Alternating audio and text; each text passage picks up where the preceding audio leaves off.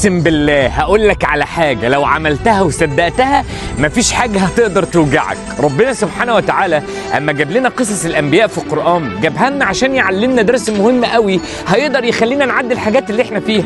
سيدنا ابراهيم اول ما قومه خدوه قرروا ان هم يحطوه في النار، كان سيدنا ابراهيم عمل معاهم كل حاجه وكان عنده ايمان ان هو عمل اللي عليه، بس في لحظه هو كان متاكد ان ربنا هيتدخل، وهو كان دايما بيبص لفوق ما بيبصش حواليه، عارف ان المستحيلات ربنا يقدر يعملها، كان عنده ايمان ان ربنا يقدر يغير الظروف اللي موجوده حواليه. وفعلا ربنا سبحانه وتعالى قال يا نار كوني بردا وسلاما على ابراهيم. سيدنا موسى اللي طلب من ربنا سبحانه وتعالى ان ربنا يشرح ليه صدره وييسر ليه امره ويحلل عقدة من لسانه، اما خلاص قوم فرعون كانوا ماشيين وراه وكان خلاص بقى ما بينه وما بينهم خلاص البحر، وساعتها قالوا له يعني يا موسى خلاص انا لمدركون، وساعتها كل الظروف قالت ان هم خلاص هيقضوا على سيدنا موسى واصدقائه، الا ان هو قال لهم كلا ان معي ربي سيهدين. هو شايف حاجه ما حدش شايفها، هو باصص برضه لفوق، عارف ان استحاله الاسباب اللي يقدر يكسرها ربنا، ان المستحيل ربنا يقدر يعمله،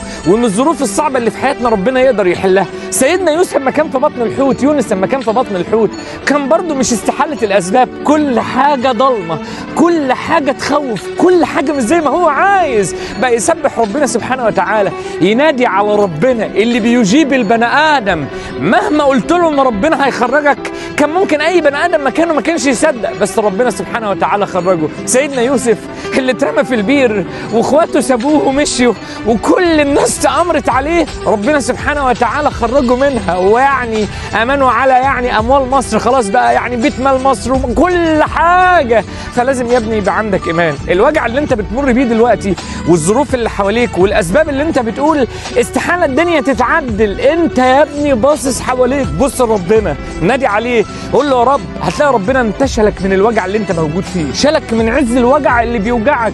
والله العظيم عمل اللي انت ما تتخيلش انه يعمله في عز الوجع والالم وعز التهديد اللي في حياتك وعز المشاكل وكل الضغوط. سبح ربنا واذكر ربنا وقول له يا رب انت قادر تغير المشهد وقادر تعمل المستحيل وقادر تبدل الوجع وقادر تعمل كل حاجه. طول ما انت شايف دول وشايف ان ربنا سامعك وشايفك وشايف ان ربنا قادر يعمل لك ده، ولا اي حاجه في الدنيا تقدر تفرق معاك. للوجع مع السلامه، للتهديدات مع السلامه، للضغوط اللي في حياتك مع السلامه، معاك الاقوى والاعظم على الاطلاق ويقدر يعمل لك الحاجه اللي انت عايزها. عشان كده سلمها يا ابني لربنا وشوف اللي الناس مش شايفاه وحس اللي محدش قدر يوصل ان يحسه، ان ربنا معاك في كل لحظه، وان هو طوق النجاة ليه في اي حاجه، وان هو العصايه السحريه اللي يقدر يعمل لك اي حاجه في اي وقت، بس تبقى مصدق ان ربنا موجود وقادر يعمل لك ده.